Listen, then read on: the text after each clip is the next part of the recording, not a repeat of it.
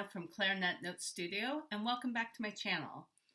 I just recently started to experiment with reed rush to make minor adjustments when I balance my reeds, and I thought I would make a video about it because I couldn't find a lot of info online demonstrating how to use reed rush. So what is reed rush? Well, it's also known as Dutch rush or rough horsetail, and it's from the Equisetum plant genus. It grows in different parts of the US and Europe, and here's a photo of what reed rush looks like growing in the wild.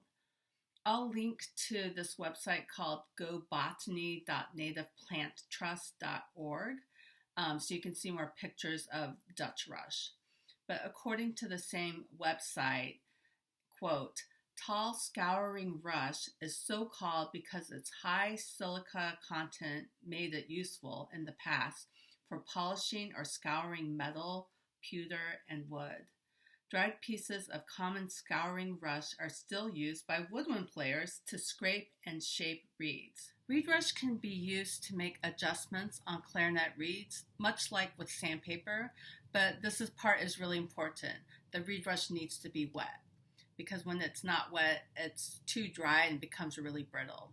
But by using the grooves of the reed rush, it gently scrapes away the wood from the reed.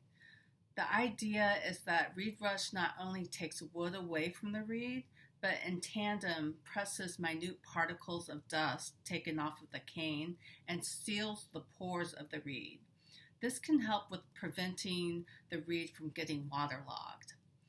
I'll link my video up here about how to balance your reeds, but I'm going to use the same adjustment principles and use reed rush as my reed adjusting tool. First, I'm going to test my reed using an open G and determine where my reed is out of balance. Oh, hi. Oh, you want to help? Oh. He's so good. He's so good.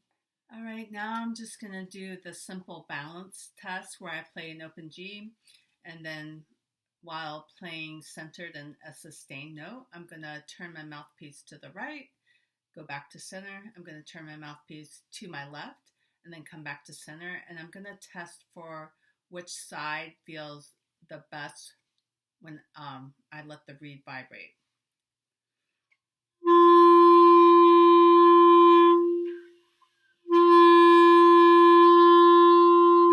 So I don't know if you can hear, but when I turned the reed to my right, that's when it almost didn't respond at all. So that means when I have it turned to the right, it means that the left side is vibrating freely, and that also means the right side needs to have wood taken off of it. If you watched my reed balancing video, you know I always like to adjust reeds by the back of the shoulder. So I'm going to turn the camera around. I'm going to show you how I use reed rush to balance this reed. All right, here's the important part. You want to soak the reed rush.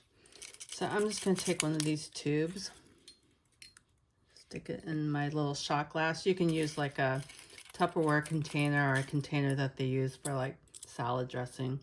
Here's a piece of reed rush that I didn't use when it was wet and it got really brittle and cracked.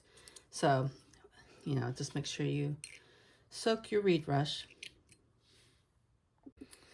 Okay, I've been letting the reed rush soak for about 2 or 3 minutes. I'm just going to use a paper towel to just sort of dry off the excess. You just want it to be not soaked through all the way, but, you know, pliable enough to work with. I have my reed here, and I'm going to do a little pencil mark here. So this is the area I'm going to work on. Let me move this up a little bit. That's where I'm going to start taking wood off. And I'm going to start with the tube first. I'm just going to go back and forth like this. And it's just gently taking off wood. See if I can zoom in a little bit.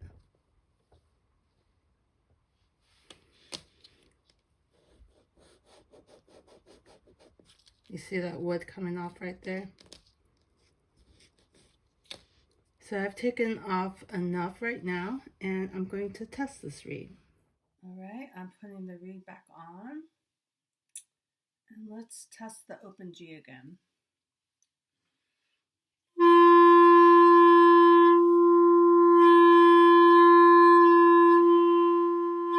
It's a lot better on the right side, so.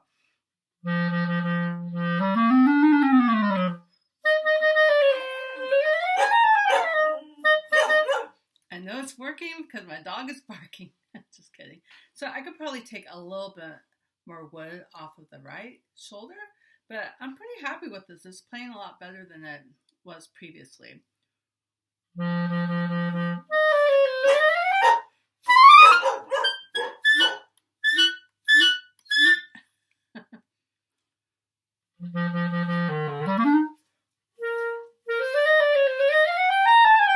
It feels good in all of the registers, so I'm pretty happy with it. So now I think I'm done with the reed rush for right now, so I'm going to dry it off the best I can with my paper towel. And then I'm just going to let this air dry. And once it's dry, you can use, I was reading somewhere, you can use a toothbrush to sort of clean off the extra debris that happened when you were sanding your reeds.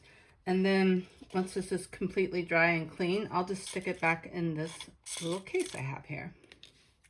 I bought my LeBlanc reed brush from Hickey's Music, but you can also get it from Woodwind and Brasswind, or I think Muncie Winds as well. Or you can even grow your own rough horsetail / Dutch rush. You can buy it from Etsy or like a flower shop, and you can process the reed rush yourself. I'll leave a blog article below by Stephen Vermeersch where he shows how to process your own reed rush to make it useful for making reed adjustments. I'll leave links to helpful resources about reed rush, including where to purchase, in the description box, as well as resources on my website. I've also created a playlist all about reeds on this channel if you want to check that out. If you found this video helpful, don't forget to like and subscribe. That's all for now. Thanks for watching. Bye.